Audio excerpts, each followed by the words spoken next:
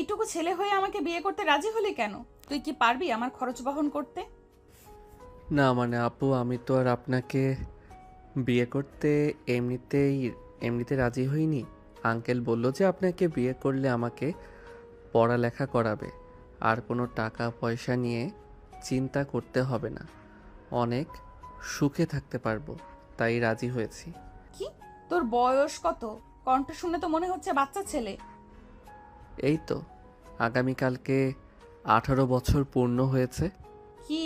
আল্লাহ, আব্বু আম্মুর মাথায় কি নষ্ট হয়ে গিয়েছে? 18 বছরের পিচ্চি ছেলের সাথে আমার বিয়ে দিল? জানিস আমার বয়স কত? না, সময় মতো বিয়ে করলে তোর মতো একটা ছেলে থাকতো আমার। 26 বছর বয়স গুনে গুনে তোর থেকে 8 বছরের বড় আমি। তোর লজ্জা শরম করছে না? এখন কথাটা শুনে সিনিয়র মেয়ে, তাও আবার 8 বছরের বড় তোর থেকে। না, না, লজ্জা কিসের? আগে তো ঠিক মতো খেতেও পারতাম না, ভালো পোশাক আশাকও পেতাম না। এখন আঙ্কেল আমাকে অনেক কেনাকাটা করে দিয়েছে, ঠিক মতো খেতে পারি। আপনাকে বিয়ে করে যদি আমার জীবন পরিবর্তন হয়, তাতে আমার লজ্জা পাবার কি আছে? তোর সাথে কথা বলাটাও বোকামি, বাদ দে। তা তোর মা বাবা কি করে রাজি হলো আমার সাথে বিয়ে দিতে? নাকি তাদেরও তোর মতো টাকা পয়সার অনেক লোভ? নেহার কথা শুনে স্বাধীন চুপ হয়ে যায়। মাটির দিকে হতভম্ব হয়ে তাকিয়ে থাকে। নেহা স্বাধীনের কোনো সাড়া শব্দ না পেয়ে ঘুমটা উঠিয়ে সামনে তাকিয়ে দেখে স্বাধীন মাথা নিচু করে দাঁড়িয়ে আছে। কিরে, তোর আবার কি হলো? কি বলছে, কথা কানে যাচ্ছে না? তোর বাবা মা কিভাবে পারলো আমার সাথে তোকে বিয়ে দিতে? তারা কি জানে না যে আমি তোর সিনিয়র? তারা জানবে কি করে? আমি তো রাস্তাতে বড় হয়েছি। মা বাবা অনেক আগে রোড অ্যাক্সিডেন্টে মারা গিয়েছে। আমি যে আনাতে আশ্রমে থাকতাম, ওইখানকার দাদু বলছে আমাকে, কিন্তু কখনো আমি দেখিনি।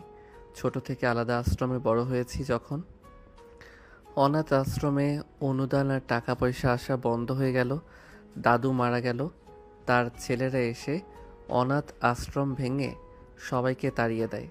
তারপর আমরা সবাই যে যার মতো জায়গায় জায়গায় চলে যাই। কেউ রেল স্টেশন, কেউ বাস স্টেশনে, কেউ বা ফুটপাতে থাকা শুরু করি। স্বাধীনের কথা শুনে নেহার অনেক খারাপ লাগা কাজ করে। নিজেকে নিজে ধিক্কার দেয়। তারপর নিজে নিজেই ঘাটতে থেকে উঠে এসে দাঁড়ায়। টেবিলের কাছে গিয়ে টেবিলের ভিতর থেকে সিগারেট আর লাইটার বের করে জ্বালায়।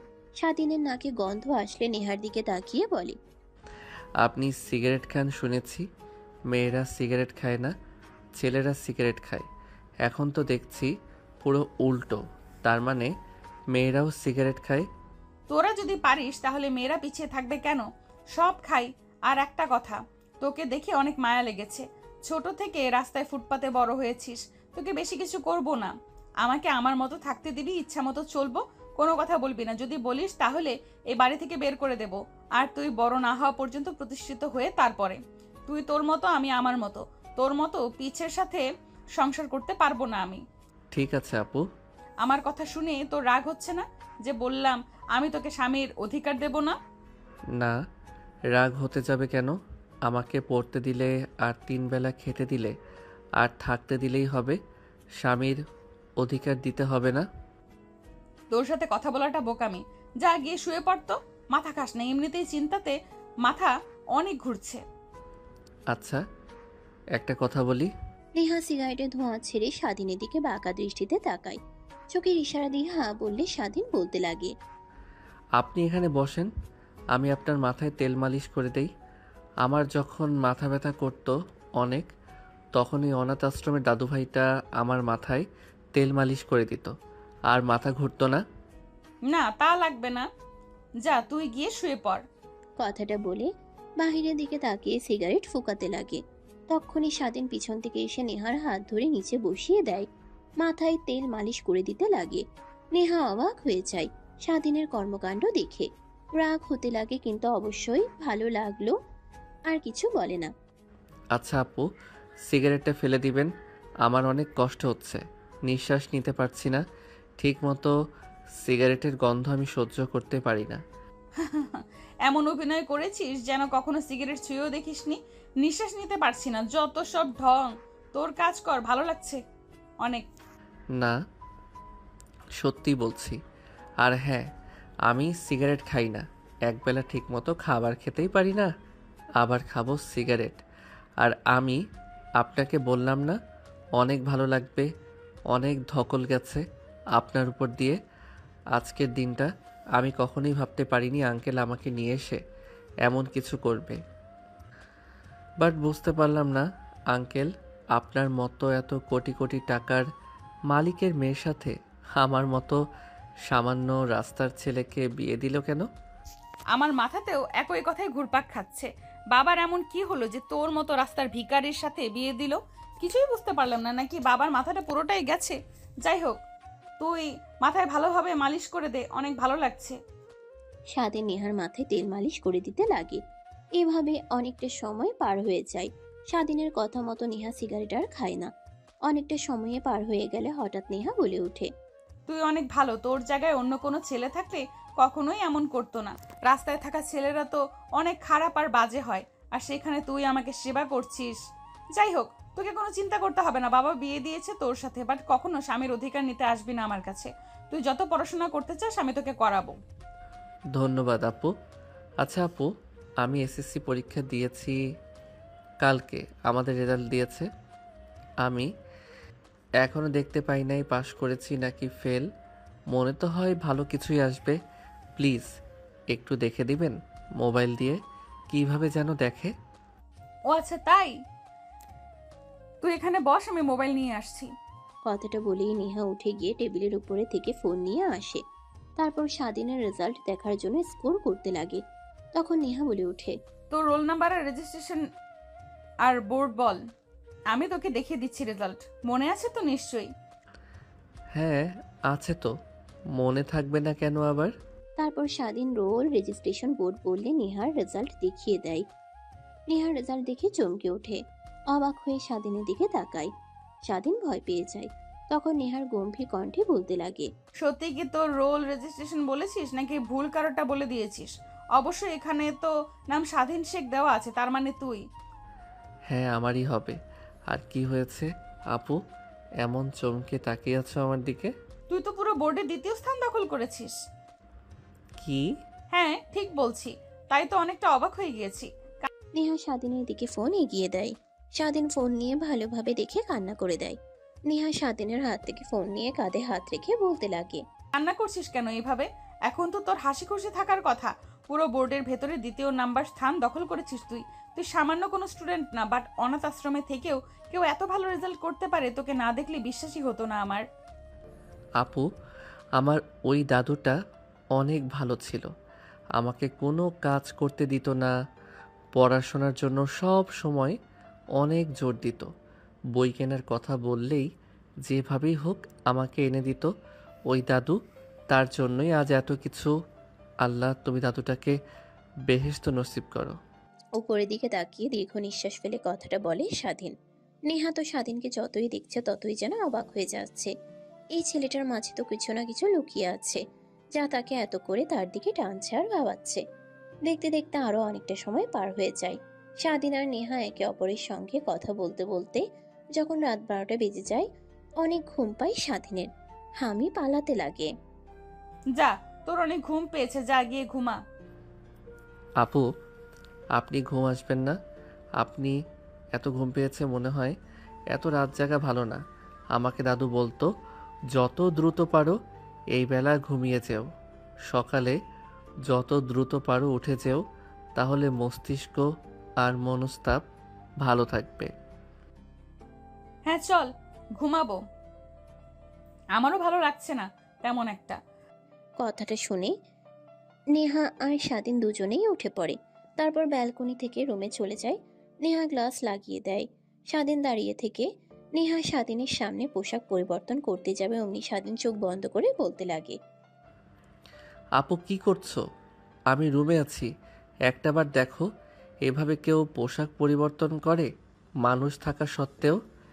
ও সরি সরি, আসলে এইভাবে প্রত্যেকদিন পোশাক চেঞ্জ করি তো, তাই অভ্যস্ত হয়ে গিয়েছে। আচ্ছা তুই যা ঘুমা, আমি ওয়াশরুম থেকে পোশাক পরিবর্তন করে আসছি। নেহা ওয়ার্ড্রপ থেকে 3 পিস নিয়ে ওয়াশরুমে চলে যায়।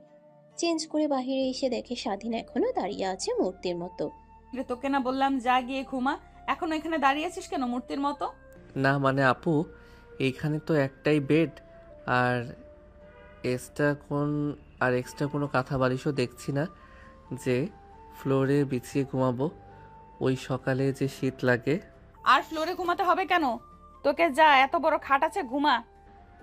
আপনি তো আমাকে স্বামী হিসেবে মেনে নেন নাই, তো এক খাটে ঘুমানো ঠিক হবে না। আমি বরং সোফায় গিয়ে ঘুমাই। আরে না না, তোকে সোফায় ঘুমাতে হবে না। আমি তোকে ভালোভাবেই বুঝতে পারছি যে তুই কেমন ছেলে। তোর দ্বারা ভয় পাবার কিছুই নেই। ঘুমাতো, মাঝখান দিয়ে কোলবালিশ দেবো, ভয় নেই। কথাটা বলে নেহা গিয়ে খাটের উপরে বসে পড়ে। স্বাধীন মাথা উঁচু করে তাকিয়ে দেখে নেহার নাইট ড্রেস পরে আছে, যা শরীরের অনেকটা অংশ দেখা যাচ্ছে। স্বাধীন আবার মাথা নিচু করে ফেলে। স্বাধীন কি করবে কিছু বুঝে উঠতে পারে না। লজ্জা লাগতে লাগে।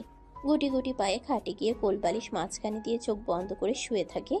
নেহা ভালোভাবেই বুঝতে পারে স্বাধীন লজ্জা পেয়ে গেছে। মিটিমিটি করে স্বাধীনের দিকে তাকিয়ে হাসতে লাগে। তখনই ফোন হাতে নাই দেখে তার বান্ধবী মেসেজ দিয়েছে। নেহা দেখেও না দেখার ভান করে ফোন সাইডে রেখে কাঁথা নিয়ে ঘুমিয়ে পড়ে। পরের দিন সকালবেলা স্বাধীনের ঘুম ভেঙে যায় ফজরের আজানের শব্দে। মিটমিট করে তাকিয়ে দেখে মাঝখানে কোলবালিশ নেই, আর নেহা এসে তাকে শক্ত করে জড়িয়ে ধরে ঘুমিয়ে আছে। স্বাধীনের লজ্জা লাগতে লাগে। কোনোভাবে নেহার হাত থেকে ছাড়া পেয়ে উঠে দাঁড়ায়। নেহার রেলের দিকে তাকিয়ে লজ্জা পেয়ে কাঁথা দিয়ে ঢেকে দিয়ে নেহাকে ডাকতে লাগে। স্বাধীনের ডাক শুনে এদিক ওদিক করতে লাগে। এক পর্যায়ে উঠে পড়ে স্বাধীনের দিকে তাকিয়ে বলে, কি হয়েছে? এত সকাল সকাল আমাকে ডাকছিস কেন? এখনো তো আলোই ঠিক মতো ফোটে নাই, ঘুমাতে দে আমাকে। অনেক ঘুমিয়েছেন, ওঠেন, এখন নামাজ পড়বেন। ফজরের আজান দিয়েছে এইমাত্র। কি না না, পারবো না। নামাজ টামাজ পড়তে হবে না, আমার অনেক ঘুম পেয়েছে। ঘুমাবো, যা তুই গিয়ে নামাজ পড়।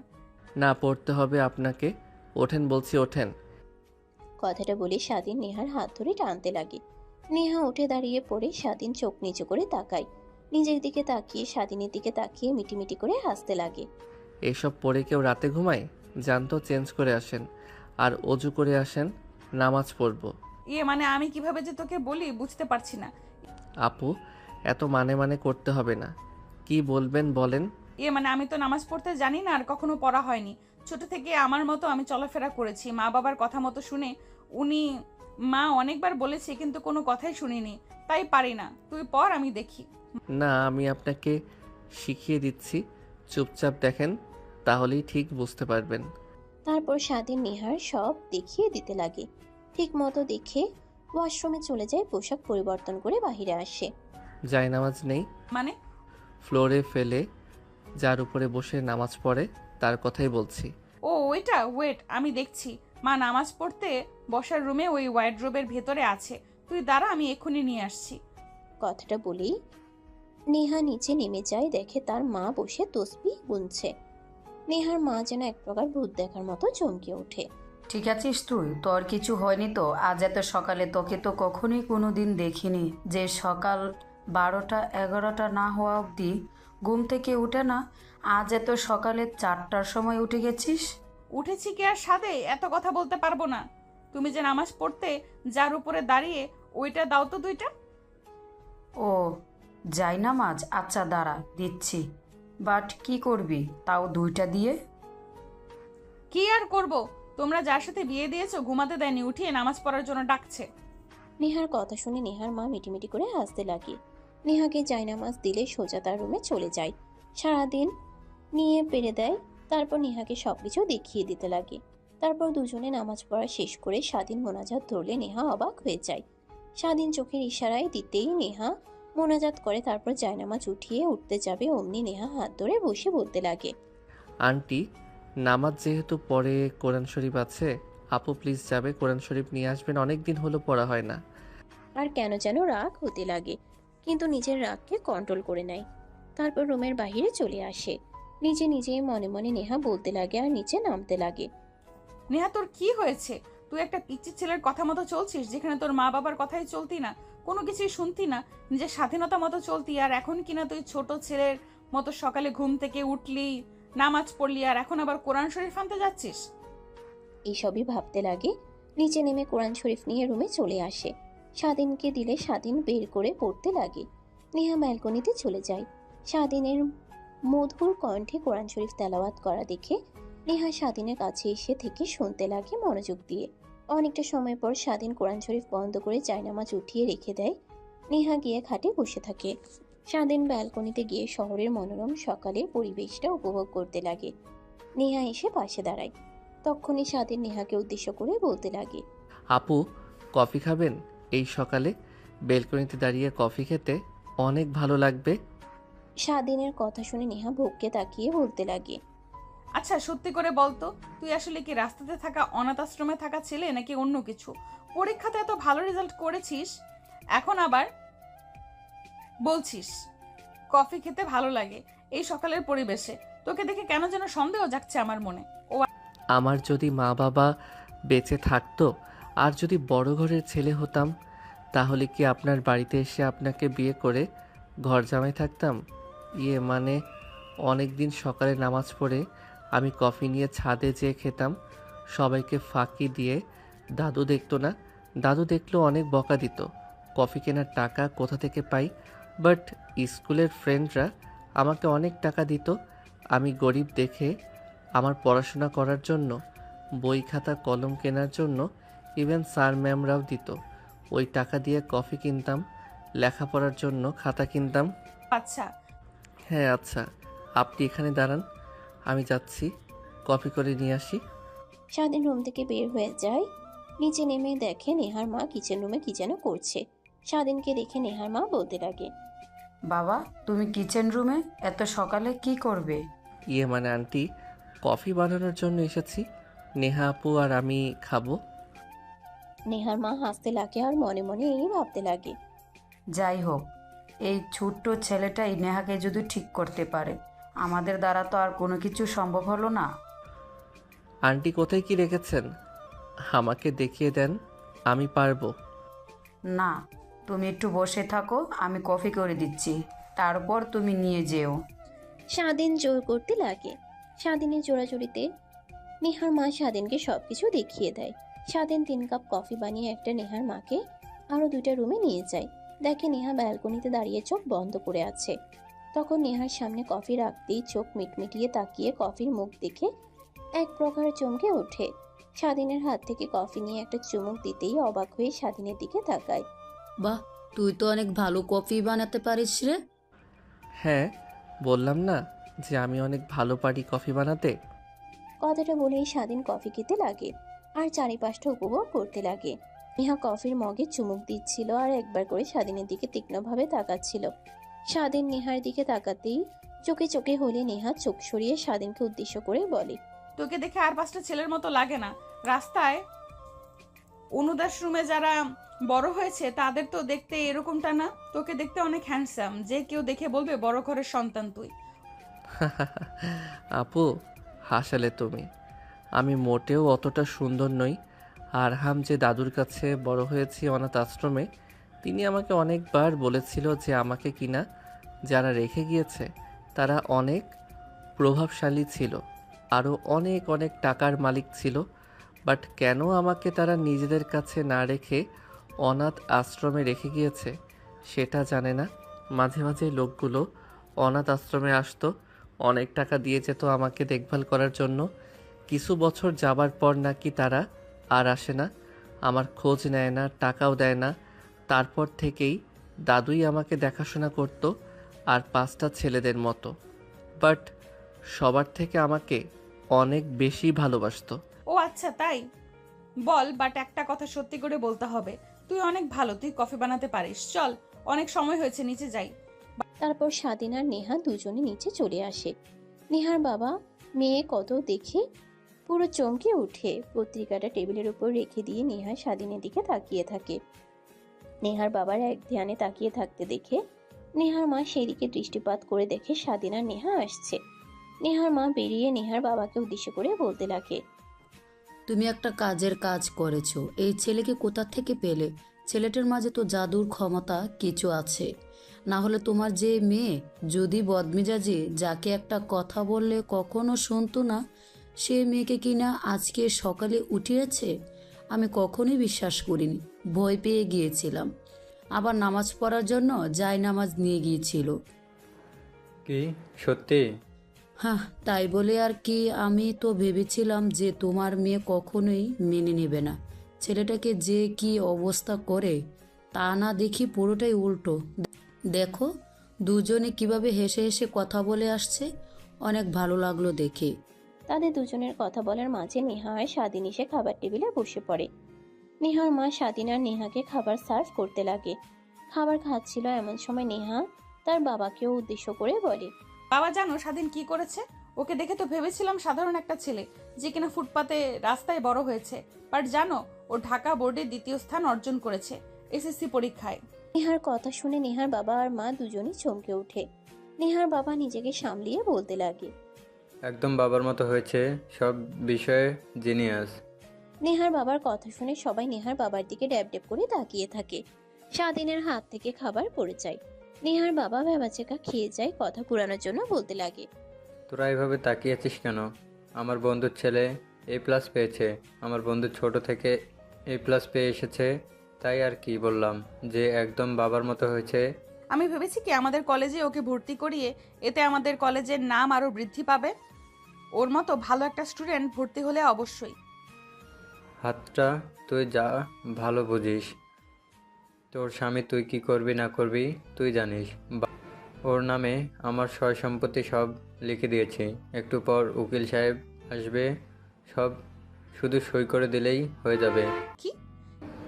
হ্যাঁ রে মা, স্বাধীনের সব কিছু তোমারে, তোর মানেই সব কিছু স্বাধীনের, তাই ওনামি সব লিখে দিয়েছি।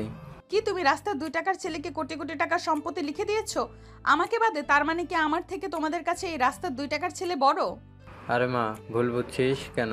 দেখ ছেলেটা অনেক ভালো, যতদিন ধরে আমার সাথে রয়েছে দেখছিস, কথাবার্তা সব কিছু দিয়ে। আর আমি জানি তুই স্বাধীনের কাছে অনেক ভালো থাকবি, সুখে থাকবি। তোমরা যদি আমার সুখ আর ভালো চাইতে তাহলে কখনোই 18 বছরের ছেলের সাথে আমার বিয়ে দিতে না। ভাবতেও কেমন লাগে, আমার থেকে 8 বছরের জুনিয়র একটা ছেলের সাথে আমাকে বিয়ে দিয়েছো। এইটাই যদি বাহিরের মানুষ জানাজানি হয়ে যায় তাহলে কি হবে একটাবারও ভেবে দেখেছো তুমি? আমার বান্ধবীরা আমাকে নিয়ে হাসাহাসি করবে, ওদের সামনে আমি মুখ দেখাতে পারবো না। কথাটা বলেই নেহা খাবার প্লেটে হাত ধুয়ে উঠে পড়েন।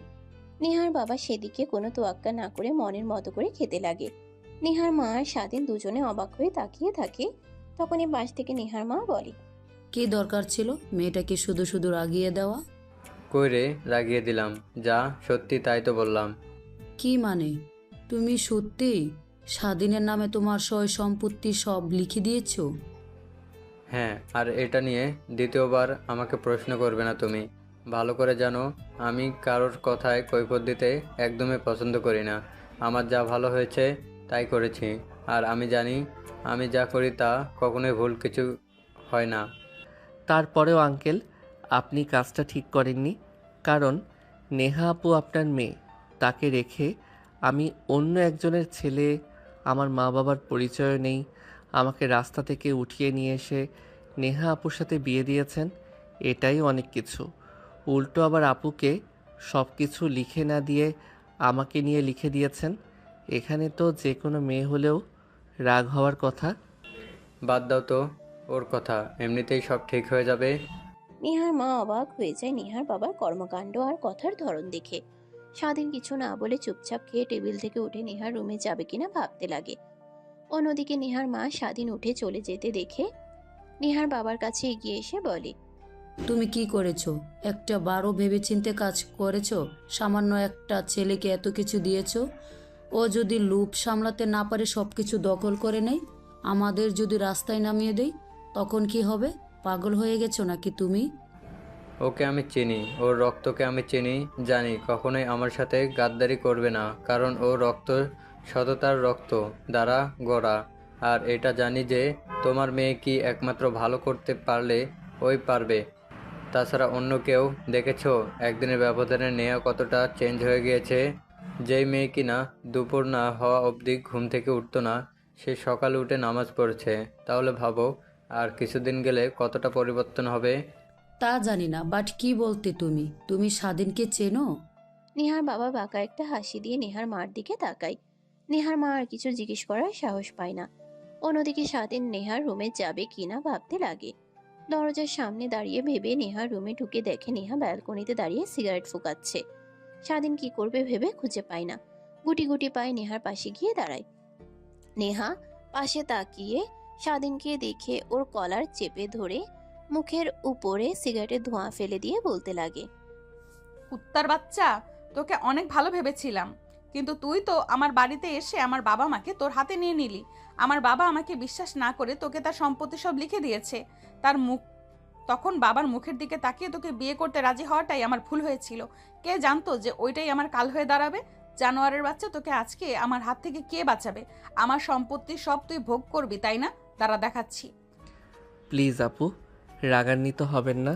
দেখেন, আঙ্কেল যে আমাকে তার সম্পত্তি সব লিখে দিবে এটা আমি নিজেও জানতাম না। চুপ থাক তুই। তোদের মতো ছেলেকে ভালো করে জানি। বড়লোক মেয়েদের টার্গেট করে তাদের সয় সম্পত্তি হিসাবে আত্মসাৎ করা আমারই ভুল হয়েছিল। আর বাবা কি করে পারলো রে? আরও জানলে কখনোই রাজি হতাম না। আপু প্লিজ রাগ করবেন না আর আমাকে ছেড়ে দেন। জানি না আঙ্কেল কেন এমনটা করলো, আপনাকে তার সয় সম্পত্তি না দিয়ে আমার নামে লিখে দিল। বাধা যদি তাই করে থাকে তাহলে চিন্তা করেন না, আমি আপনাকে সব আবার আপনার নামে লিখে দিব। কি সত্যি? হ্যাঁ, লিখে দিব আঙ্কেল। যেহেতু বলেছি একটু পর যদি আমার সিগনেচার নাই তাহলে বুঝতে পারবো। হ্যাঁ, সব লিখে দিচ্ছি। যদি তাই হয় তাহলে আপনাকে আবার আমি পরের দিন সব কিছু দলিল করে এনে বুঝিয়ে দেব। স্বাধীনের কথা শুনে নেহার রাগ কিছুটা কমে যায়। স্বাধীনের কলার ছেড়ে দেয়, তারপরে সিগারেটে থাকা অবশিষ্ট অংশটা খেতে লাগে। স্বাধীনের নাকে ধোঁয়া আসলে কেশে দিয়ে উঠে নেহা দেখে সিগারেট ফেলে দেয়। তারপর কিছুক্ষণ পিনপত নীরবতা বিরাজ করে। একটু পর নেহা স্বাধীনের ভাবে তীক্ষ্ণ দৃষ্টিতে তাকিয়ে বলে, আচ্ছা, তোর ইচ্ছে করছে না যে হ্যাঁ বাবা তোর নামে যা লিখে দিয়েছে তা আমাকে আর ফেরত না দিতে? তুই তো পারলে আমার বাবার সম্পত্তি সব তোর নামে যেহেতু লিখে দিবে তুই ভোগ করতি, আমাকে না দিতি, আমাদের বের করে দিতেও পারতি। আর জানিস কত টাকা সম্পত্তি? ও দেখেন, আমার এইসবের প্রতি কোনো লোভ নেই, বুঝছেন? একবার কি হয়েছিল, এক আঙ্কেল অসুস্থ হয়ে পড়েছিল, তার হাতে অনেক টাকা ছিল, গাড়ির সাইডে রেখে সঙ্গে সঙ্গে অজ্ঞান হয়ে যায়, দরজা খুলে নিচে পড়ে যায়। আমি দেখে উঠিয়ে কিছু লোকদের ফোন করে তাকে হাসপাতালে নিয়ে যাই, ব্যাগটা নিজের কাছে রেখে দেই, সুস্থ হলে তাকে দিয়ে দেই। আমার এইসবের প্রতি কোনো লোভ নেই। আমাকে দুই বেলা ঠিক মতো খেতে আর থাকতে, পড়াশোনা করতে দিলেই চলবে। জানেন, অনেকে ইচ্ছে পড়াশোনা করে বড় কোম্পানিতে চাকরি করব। আচ্ছা, তাই বুঝি। হ্যাঁ আপু, বাট আমরা তো গরিব, আমাদের এতটুকুর মধ্যেই সীমাবদ্ধ থাকতে হয়, অত লোভ করতে নেই। লোভ জিনিসটা মানুষকে ধ্বংস করে ফেলে। বাদ দে সেই কথা। তা তুমি না আমাকে কলেজে ভর্তি করে দিবে বললে, তোমাদের কলেজে? তা কখন? তা নিয়ে তোকে ভাবতে হবে না। এই শহরের নাম করে ইউনিভার্সিটির অ্যান্ড কলেজ আমার বাবার। ওইখানে অনেক বড় ঘরের ছেলেমেয়েরা লেখাপড়া করে, তাই ভাবছি তোকে যদি ওইখানে ভর্তি করিয়ে দেই তাহলে আমাদের কলেজের নাম আরও উজ্জ্বল হবে। কারণ তুই অনেক ভালো স্টুডেন্ট আর ঢাকা বোর্ডের ভিতরে নাম্বার 2 হয়েছিস। নেহার কথা শুনে স্বাধীন অনেক খুশি হয়। তারপর ব্যালকনি থেকে রুমে চলে আসে। সবাই বসে থাকে, তখন পাশে তাকিয়ে দেখে র্যাকের ভিতরে সাজিয়ে রাখা অনেকগুলো বই। তারপর বই পড়তে লাগে। নেহা ব্যালকনিতে দাঁড়িয়ে থেকে ভালো না লাগায় রুমে আসে। স্বাধীনকে বই পড়তে দেখে অনেকটা অবাক হয়ে যায়। তখন নেহা ড্রেসিং টেবিলের সামনে বসে চুল আঁচড়াতে লাগিয়ে আর স্বাধীনকে বলতে লাগে, আমার অনুমতি ছাড়া আমার বই হাতে নিয়েছিস কেন? সরি আপু, দেখলাম বসে থেকে সময় কাটছে না, তাই পাশে বই দেখে পড়তেছি। সরি। সরি বলতে হবে না, বাট যেটা হাতে নিয়েছিস ওই বইটা মোটেও তোর উপযুক্ত নয়। এটা রেখে দিয়ে অন্য কোনো বই পড়। বাদ কেন? এটা কি হয়েছে? অনেক সুন্দর তো হিস্টোরি। আরে হাদারাম, বইয়ের নামটা আগে ভালো করে দেখ, তাহলেই বুঝতে পারবি আর পড়তে চাইবি না। নেহার কথা শুনে স্বাধীন বইয়ের নাম ভালো করে পড়ে অবাক হয়ে যায়। তখন সে বই বন্ধ করে টেবিলের উপরে রেখে দিয়ে লজ্জা মাখা চোখ নিয়ে গুটিসুটি মেরে বসে থাকে। নেহা আয়নাতে স্বাধীনের গুটিসুটি মেরে বসে থাকা দেখে পিছনে ফিরে অবাক হয়ে বলতে লাগে, খুব তো বড় বড় করে বলেছিলি, কি হলো হঠাৎ যে বই রেখে দিলি? পড়, অনেক ভালো তো। না না, এই বই পড়া যাবে না। আর আপনি এত বাজে, এগুলো বই কেউ পড়ে? প্রথমে তো দেখে ভালোই ভেবেছিলাম, ভালো করে বইয়ের নামটা উল্লেখ করেনি। হিস্টোরি তো অনেক ভালোই লাগছিল, বাট মাঝখান থেকে এরকম ছি ছি আপু, অনেক তো ভালো ভেবেছিলাম তোমাকে। কি? আমি ভালো? তোকে কে বলেছে আমি মোটেও ভালো না? কথাটা বলে নেহা তার বুকের উপর থেকে ওড়না সরিয়ে স্বাধীনের দিকে এগিয়ে আসতে লাগে। স্বাধীন মাথা উঁচু করে তাকিয়ে নেহাকে এভাবে তার দিকে আসতে দেখে ভয় পেয়ে যায়। দৌড়ে গিয়ে যেতে যাবে, হাত ধরে সোফায় বসিয়ে দিয়ে ক্রমশই এগিয়ে যেতে লাগে। তখন স্বাধীন মাথা নিচু করে নেহার হাতের ফাঁক দিয়ে দৌড়ে রুম থেকে চলে যায়। নেহা সোফায় বসে হাসতে হাসতে বলতে লাগে, নেহা, তুই একে নিয়ে ভয় পেয়ে চিন্তিত ছিলি যে ছেলে কিনা একটু কাছে যেতেই ভয় পেয়ে দৌড়ে পালিয়ে যায়, সেই ছেলের দ্বারা কি না তুই ধ্যাৎ, ওকে নিয়ে সব ভাবাটাই বৃথা। ছোট্ট ছেলে, আগে বড় হোক, ম্যাচিউরড হোক। আর ওর লাইফ নষ্ট করে আমার কি এমন লাভ? ওর ক্যারিয়ার, ওর সব এখনো পড়ে আছে। কথাটা বিড়বিড়িয়ে আনমনে ভাবতে লাগে নেহা। ওদিকে স্বাধীনের নেহার হাত থেকে ছাড়া পেয়ে দৌড়ে সোজা ছাদে চলে আসে। এসে হাঁপাতে লাগে, দোলনায় বসে থেকে নেহার করা তখনকার বিষয় ভাবতে লাগে। না না, নেহা আপুর কাছে আর যাওয়া যাবে না। ছি, এত বাজে খারাপ ম্যাগাজিন বই সে রেখে ওগুলো আবার পড়ে। আমি তো আর তার আশেপাশেও যাচ্ছি না। জোর বাচ্চা বেঁচে গেছে বাবা, আমি তো আর তার আশেপাশেও যাচ্ছি না। বাট কোথায় যাব? এই বাড়ি থেকে বের হয়ে গেলে তো আমি আর লেখাপড়া করতে পারবো না, ঠিক মতো খেতেও পারবো না। এখানেই থাকতে হবে। আঙ্কেল আন্টিকে যদি বলি আলাদা রুমের কথা, তাহলে তো কখনোই তারা মেনে নেবে না। স্বামী স্ত্রী এক রুমে থাকতে হয় এটাই বলবে। কি যে করি, তার সাথে থাকতেও এখন ভয় হচ্ছে আমার। এই সময় ভাবতে লাগে। স্বাধীন অনেকটা সময় পার হয়ে গেলে স্বাধীন ভালো করে পুরো ছাদটা ঘুরে ঘুরে দেখতে লাগে। অনেক বড় আর সুন্দর ফুল দিয়ে চারদিকে সাজানো। কিছু গাছের গোড়াতে পানি না দেখলে স্বাধীন পাইপ দিয়ে গাছগুলোতে পানি দিতে লাগে।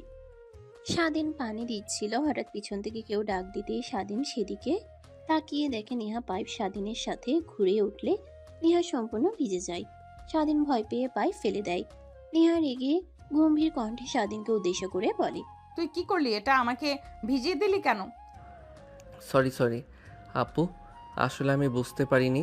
জানি তুই ইচ্ছে করে এমনটা করেছিস। আমি এইমাত্র রেডি হয়ে ছাদে আসলাম যে তুই কোথায় গিয়েছিস, নাকি বাসা থেকে চলে গিয়েছিস। তোকে নিয়ে উকিলের কাছে যাবো আর তুই কিনা আমাকে ভিজিয়ে দিলি। দেখাচ্ছি তোকে মজা। কথাটা বলেই নেহা স্বাধীনের দিকে এগিয়ে আসে। নিচে পড়ে থাকা পাইপ তুলে স্বাধীনকে পানি দিয়ে ভিজিয়ে দিতে লাগে। স্বাধীন অন্য আরেকটা পাইপ নিয়ে নেহাকে ভিজিয়ে দিতে লাগে। ঠিক তখনই নেহার মা ছাদে আসলে নেহাকে আর স্বাধীনকে পানি নিয়ে দুষ্টুমি করতে দেখে হেসে বলতে লাগেন, আরে পাগল ছেলে মেয়ে, কি করছিস তোরা? এভাবে পানি দিয়ে ভিজলে তো দুজনের ঠান্ডা লেগে যাবে। আন্টি প্লিজ আপুকে বলেন না আমাকে যেন আর পানি দিয়ে ভিজিয়ে না দেয়। মা, তুমি জানো না আমি কত সময় নিয়ে রেডি হয়েছি, আর ও কিনা আমাকে পানি দিয়ে ভিজিয়ে দিয়েছে। আমি তো ওকে এমনিতেই ছেড়ে দিচ্ছি না, ওকে দিনভর পানিতে ভেজাবো। আরে থাম থাম, অনেক হয়েছে। দেখ, চোখ লাল হয়ে গিয়েছে পানিতে ভেজার কারণে। যা যা এক্ষুনি রুমে দুজন।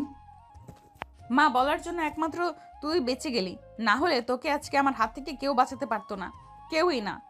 কথাটা বলেই নেহা পানির পাইপ ফেলে দিয়ে রুমে চলে যায়। নেহার পিছু পিছু স্বাধীন রুমে চলে যায়। স্বাধীনকে দেখে নেহা আরো রাগ হয়ে যেতে লাগে। এখন তো আর মা নেই, থাক তুই এভাবেই ভেজা শরীর নিয়ে।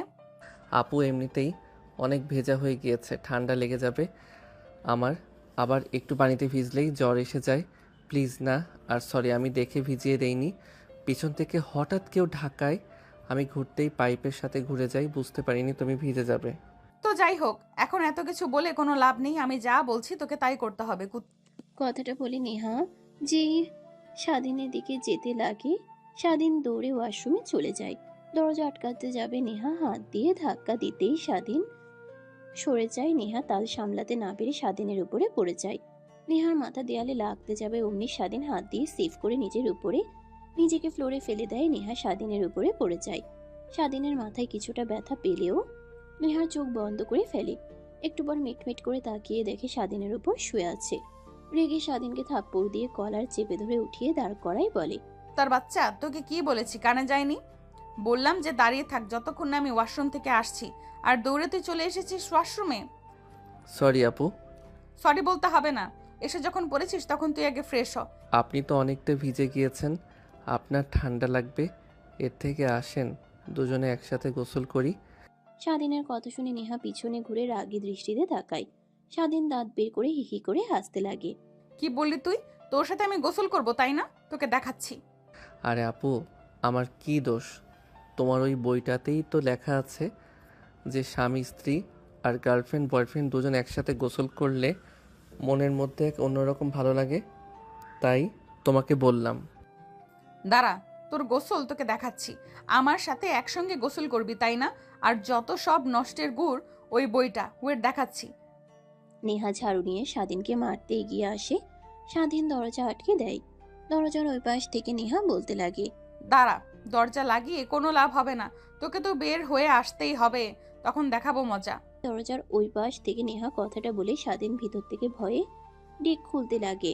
স্বাধীন সেদিকে আর কোনো কর্ণপাত না দিয়ে শাওয়ার অন করে গোসল করতে লাগে। গোসল করা শেষ হলে দেখে স্বাধীন কিছুই নিয়ে আসেনি, তোয়ালে শুধু আছে। তারপর গা মুছে টাওয়াল পরিধান করে নেয়। ওয়াশরুম থেকে বের হবে কিনা এই ছবি চিন্তা করতে লাগে। এই ভাবা সেই কাজ। খট করে দরজা খুলে রুমে প্রবেশ করতেই দেখে নেহা সামনে দাঁড়িয়ে রাগ দৃষ্টিতে তাকিয়ে আছে। নেহার তাকিয়ে থাকা দেখে স্বাধীনের ভয় হতে লাগে, হাত পা কাঁপতে লাগে। আপু প্লিজ ক্ষমা করে দাও। দেখো, আমি একদমই ঠান্ডা সহ্য করতে পারি না, জ্বর এসে যায় তাই ঢুকে পড়েছি, প্লিজ।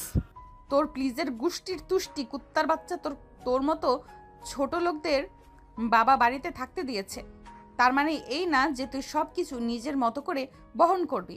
স্বাধীনকে আরো অনেক কথা বলে তারপর নেহা ওয়াশরুমে চলে যায়। স্বাধীন ব্যাগ থেকে জামা কাপড় বের করে পরিধান করে নেয়। তারপর সবাই বসে অপেক্ষা করতে লাগে। একটু পরে নেহা ওয়াশরুমে দরজা দিয়ে হাত বের করে স্বাধীনকে উদ্দেশ্য করে ডাকতে লাগে। স্বাধীন খানিকটা এগিয়ে যেতেই নেহা বলে, আমি জামা কাপড় আনতে ভুলে গিয়েছি। হাইড্রোপের প্রথম তাকে দেখ, সব কিছু আছে, বের করে এনে দে। ঠিক আছে আপু। স্বাধীন ওয়ার্ড্রপ খুলে নেহার জামা কাপড় বের করতে লাগে। ছোট পোশাক দেখলে সাথে সাথে লজ্জা পেয়ে যায়। সেগুলো না নিয়ে শুধু পায়জামা আর থ্রি পিস দেয়। নেহা নিয়ে পরিধান করে বাইরে বের হয়ে স্বাধীনকে দেখে তার যেন রাগ দ্বিগুণ হতে লাগে। তারপর ড্রেসিং টেবিলের সামনে দাঁড়িয়ে ফ্রেশ হতে লাগে, চুলে হেয়ার ড্রায়ার করতে লাগে। তখনই নেহার মা রুমে আসে।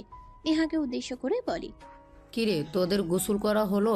স্বাধীন, তুমি তো রেডি হয়ে আছো, নিচে যাও। উকিল সাহেব তোমার আঙ্কেল আমাকে পাঠালো তোমাকে ডেকে আনার জন্য। ঠিক আছে আন্টি, আমি এখনই যাচ্ছি। কথাটা বলেই স্বাধীন নিচে চলে যায়। নেহার মা নেহা খাটে বসে পড়ে। নেহা মুখ গোমরা করে তার মার দিকে ফিরে চুল আঁচড়াতে আঁচড়াতে বলে, মা বাবা কি এটা আদৌ ঠিক কাজ করলো? সামান্য একটা রাস্তার ছেলেকে তার সব সম্পত্তি সব লিখে দিল। আমি তার একমাত্র মেয়ে, আমার যেন কোনো অধিকারই নেই সম্পত্তির উপরে।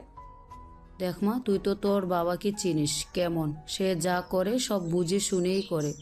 তোর ভালোর জন্যই এসব করছে। তা বাদ দে, শুধু একটা কথাই বলবো, স্বাধীন, আর তুই যত দ্রুত পারবি ওকে মেনে নিতে ততই তোর ভালো হবে। মা তুমিও শুরু করলে? আচ্ছা তুমি বলো তো, নিজের থেকে 8 বছরের জুনিয়র ছেলেকে কিভাবে স্বামী হিসেবে মেনে নেব বলো? বাবার মাথাটা পুরো গেছে, বুড়ো বয়সে কোম্পানি দেখাশোনা করতে করতে মাথাটা শেষ হয়ে গেছে। তা না হলে কেউ এরকম সিদ্ধান্ত নেয়? আর আমার কথা বাদই দিলাম, ওই ছেলেটার একটা জীবন আছে। কেউ কি চাইবে যে নিজের থেকে 8 বছরের সিনিয়র মেয়েকে বিয়ে করতে আর নিজের জীবন ধ্বংস করতে? ওর ক্যারিয়ার পড়ে আছে, ও ভালো মেধাবী একটা ছাত্র, মেধাবী একটা ছেলে, ও জীবনে আরো অনেক কিছু করতে পারবে। দেখ মা, তা একটা কথা কি যে যে বয়স কোনো বিষয় না, মেনে নিতে পারলে সবই ঠিক। আর তোর যে 26 বছর বয়সে কেউ দেখলে বলবে, এখনো দেখলে মনে হয় যে 20 কি 21 বছরের মেয়ের মতো। মা তুমিও না। কথাটা বলেই হাসাহাসি করতে লাগে নেহা আর নেহার মা। এভাবে অনেকটা সময় পার হয়ে যায়। নেহার মা রুম থেকে চলে যায়। নেহা ব্যালকনিতে গিয়ে ফোন টিপতে লাগে। স্বাধীন সই করা শেষ হলে কি করবে বুঝতে না পেরে নেহা রুমে চলে আসে। তারপর নেহাকে খুঁজে না পেয়ে ব্যালকনিতে তাকিয়ে দেখে দাঁড়িয়ে ফোন দেখছে। তাই নেহার বইয়ের র্যাক থেকে নতুন একটা ভালো বই বের করে পড়তে লাগে। একটু পর নেহার রুমে এসে স্বাধীনকে বই পড়তে দেখে বলে, তোকে আর কত করে বলবো যে আমার বই হাত দিয়ে ধরবি না, তারপরেও তোর কথা কানে যায় না। আর এগুলো পড়িস এতটুকু ছোট ছেলে হয়ে, লজ্জা করে না তোর? তুমি পড়লে কোনো সমস্যা নেই, আর আমি পড়লে যত সব দোষ, তাই না? আর ওই বই আমি সাইডে রেখে দিয়েছি, নতুন একটা উপন্যাসের বই পড়ছি। Good good. আচ্ছা তোর বাহির দিয়ে ঘুরতে ইচ্ছে করে না? আসার পর থেকে রুমের মধ্যে বসে আছিস, বই পড়ছিস। আর তোমার মোবাইল ফোন নেই যে মোবাইল ফোনে নানান ছেলেদের সাথে বা মেয়েদের সাথে কথা বলবো? মানে কি বলছিস তুই? খানিকটা রেগে কথাটা বলে নেহা। স্বাধীন নেহার দিকে ভ্রু কুচকে তাকিয়ে বলে, সরি, এমনিতেই বললাম, প্লিজ রাগ করবেন না আসলে। আচ্ছা ঠিক আছে, তোর যখন সময় কাটে না, সো তোকে ফোন কিনে দিব, কলেজের আগে ভর্তি হ তারপর। নেহার কথা শুনে স্বাধীনের অনেক খুশি হয়। হাসি মুখে নেহার দিকে তাকিয়ে থাকে। স্বাধীনের হাসি মাখা মুখ দেখে নেহা অপলক দৃষ্টিতে তাকিয়ে থাকে। কি হলো আপু, এত করে ডাকছি কোনো কথাই বলছো না? তুমি না আমাকে বললে যে কলেজে ভর্তি করে দিবে, তা কোথায়? চলো। আজকে আর বের হতে ইচ্ছে করছে না, অনেক টায়ার্ড লাগছে, ঘুমাবো। আর আগামীকালকে উকিলের সাথে দেখা হবে, দেখা করে তারপর তোকে কলেজে গিয়ে ভর্তি করিয়ে দিব। ঠিক আছে। স্বাধীনের সাথে আর কোনো কথা না বলে নেহা খাটে গিয়ে ঘুমিয়ে পড়ে। স্বাধীন বই পড়তে লাগে। বই পড়তে পড়তে সোফায় ঘুমিয়ে পড়ে। বিকেলের দিকে ঘুম ভেঙে যায় স্বাধীনের। মিটমিট করে তাকিয়ে দেখে সোফায় সুন্দরভাবে শুয়ে আছে, গায়ে কাঁথা জড়ানো। খাটের দিকে তাকিয়ে দেখে নেহা নেই, উঠে গেছে। মানে নেহাকে কি থাকে মানে নেহা কি তাকে শুয়ে দিয়ে গেছে? এইসবই ভাবতে লাগে। না না, নেহা যে আগের মেয়ে, এমনিতেই আমার উপরে রেগে আছে। সে কখনোই আমাকে ভালোভাবে ছুঁয়ে দিয়ে যাবে না। হয়তোবা আমার মনের ভুল, না হলে আমি নিজেই এভাবে শুয়েছি, না হয়তো আন্টি এভাবে আমাকে শুয়ে দিয়ে গেছে। এইসব কথা ভাবতে লাগে স্বাধীন। শোয়া থেকে উঠে ওয়াশরুমে যায়, মুখে পানি দিয়ে ফ্রেশ হয়ে রুমে আসে। দেখে নেহা ব্যালকনিতেও নেই। নিচে নেমে নেহাকে খুঁজতে লাগে কিন্তু পায় না। স্বাধীনকে খুঁজতে দেখে নেহার মা বুঝতে পেরে বলে, বাবা, তুমি যাকে খুঁজছো সে ছাদের দোলনায় বসে আছে। এই সন্ধ্যা হলেই ও ছাদে গিয়ে বসে থাকে। এটার জন্য ওর প্রত্যেক দিনের রুটিন। তো তুমি ছাদে গেলেই পাবে। মানে আন্টি, তেমন কিছু না মানে?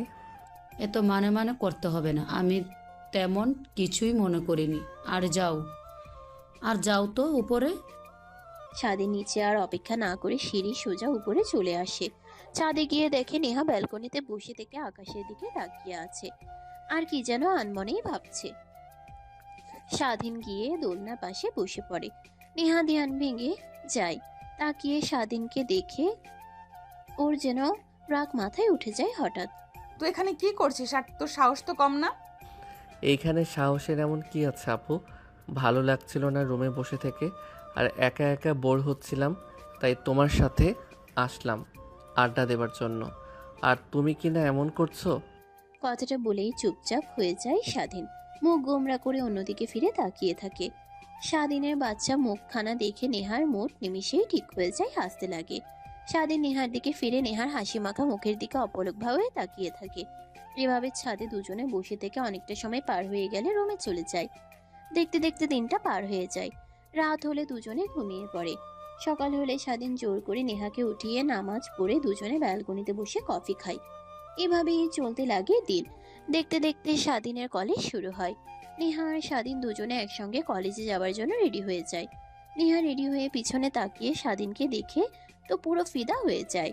তখন বিড়বিড়িয়ে বলে, তা এত সাজগোজ করে যাচ্ছে যেন মেয়ে পটাবে। আল্লাহই জানে আমার জামাইটার দিকে কত পেতনি নজর দেয়। আল্লাহ আমার জামাইটাকে ওই পেতনিদের হাত থেকে রক্ষা করো। আপু কি ভাবছেন? এইভাবে কলেজের প্রথম দিন যদি যেতে লেট হয় তাহলে তো কেমন দেখায় না? একটু চলেন না তাড়াতাড়ি রেডি হতে, কারোর এত সময় লাগে? হ্যাঁ আমি রেডি। আর তুই এমনভাবে সেজেগুজে যাচ্ছিস, এসে যেন বিয়ে করতে যাচ্ছিস তুই। না আপু, কি যে তুমি বলো না।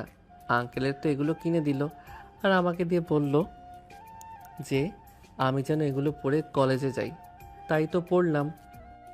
ও আচ্ছা, ভালো, গুড গুড। বাট একটা কথা কান খুলে শুনে রাখ, আমি আর তুই যে স্বামী স্ত্রী এটা যেন কেউ না জানে, কলেজে বা ভার্সিটিতে, বুঝলি? যদি কেউ কিছু জিজ্ঞেস করে আমি তোর কি হই, তাহলে বলবি যে মামাতো বোন।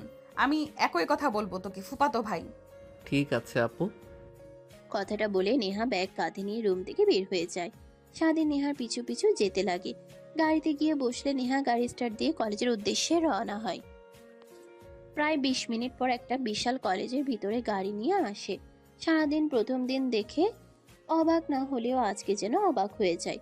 পুরো কলেজটা সুন্দরভাবে সাজানো। স্বাধীন গাড়ি থেকে নামতেই স্যার এসে স্বাধীনকে স্বাগতম জানাতে লাগে। স্বাধীন অবাক হয়ে যায়। ধীরে যতই সামনের দিকে যেতে লাগে আশেপাশে থাকে ছাত্রীরা। ফুল দিয়ে বরণ করতে লাগে। স্বাধীন যেন বাকরুদ্ধ হয়ে পড়ে। তারপর স্যাররা নিয়ে গিয়ে চেয়ারে বসে দেয়। নেহা অবাক হয়ে তাকিয়ে থেকে দেখতে লাগে। স্বাধীন স্টেজের সামনে তাকিয়ে দেখে অনেক স্টুডেন্টরা বসে আছে। অনেকেই সেম ইয়ার, অনেকে সিনিয়র, আবার অনেকেই বড় ভাই।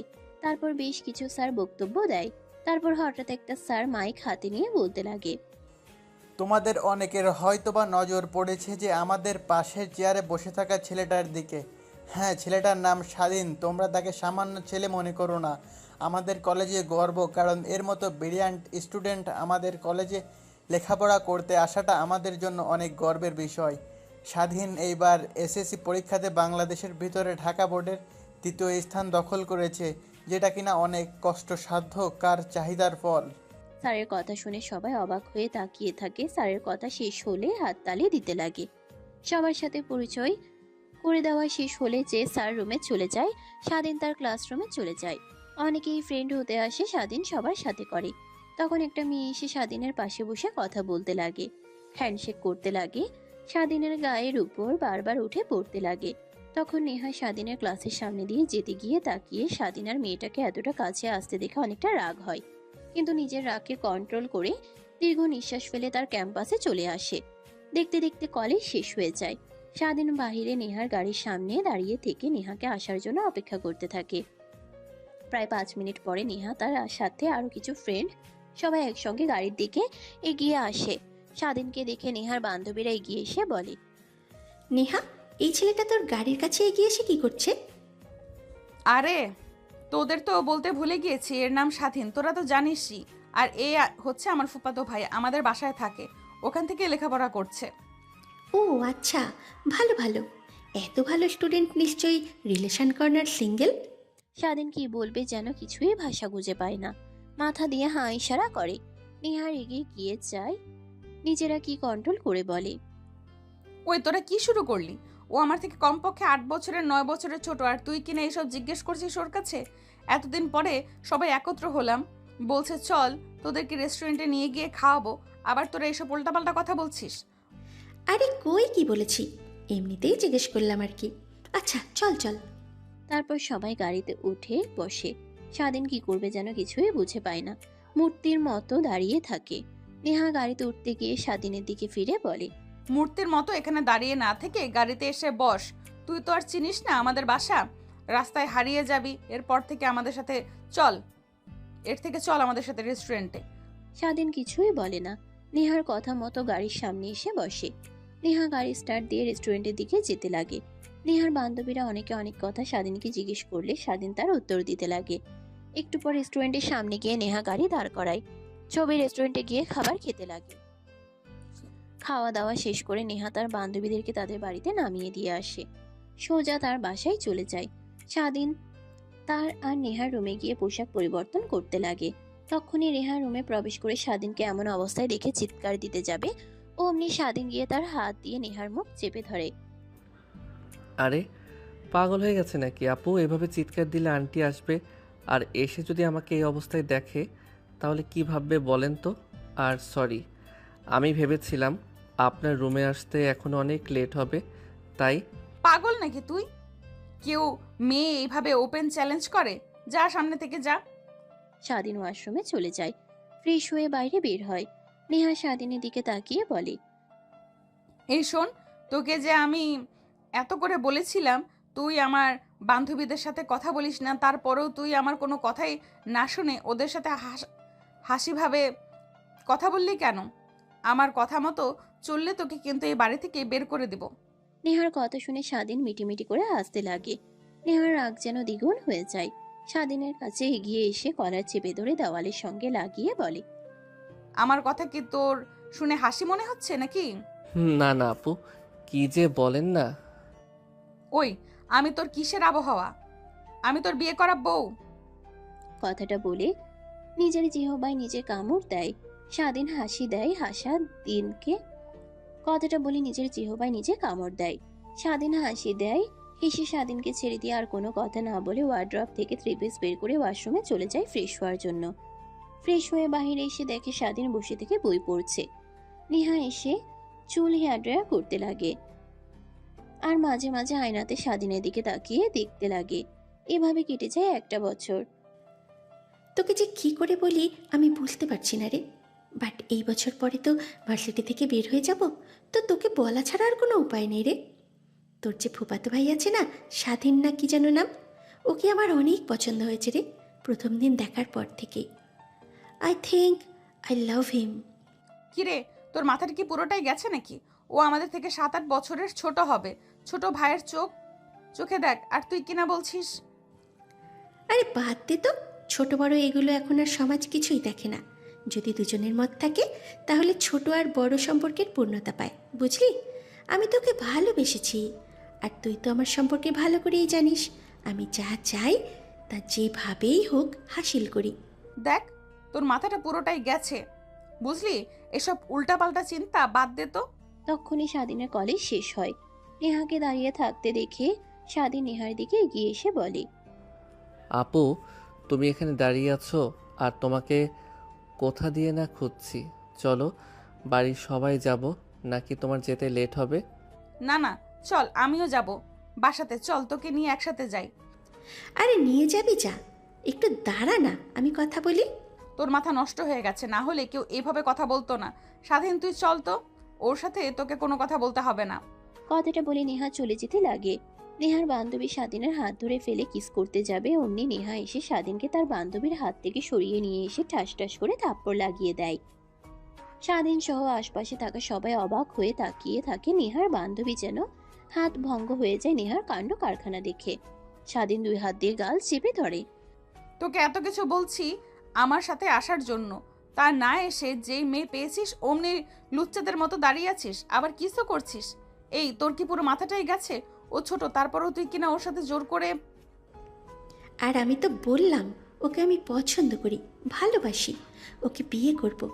আচ্ছা তুই যা, আমি বাবাকে নিয়ে আঙ্কেলের কাছে বিয়ের প্রস্তাব পাঠাবো। রাগ হতে লাগে, কিন্তু কিছু না বলে স্বাধীনের হাত ধরে গাড়িতে উঠায়। নেহা ফুল স্পিডে গাড়ি বের করে বাসায় যেতে লাগে। স্বাধীনের ভয় হতে লাগে, কারণ ভালো করে জানে নেহার আর এর রাগ সম্পর্কে এর আগে কখনোই নেহাকে এত রেগে যেতে দেখেনি। একটু পর বাসায় চলে আসে স্বাধীন, দেখে বাসায় কেউ নেই। তার বাঁচার শেষ ভরসাটাও হাতছাড়া হলো। নেহা টানতে টানতে রুমে নিয়ে যায়।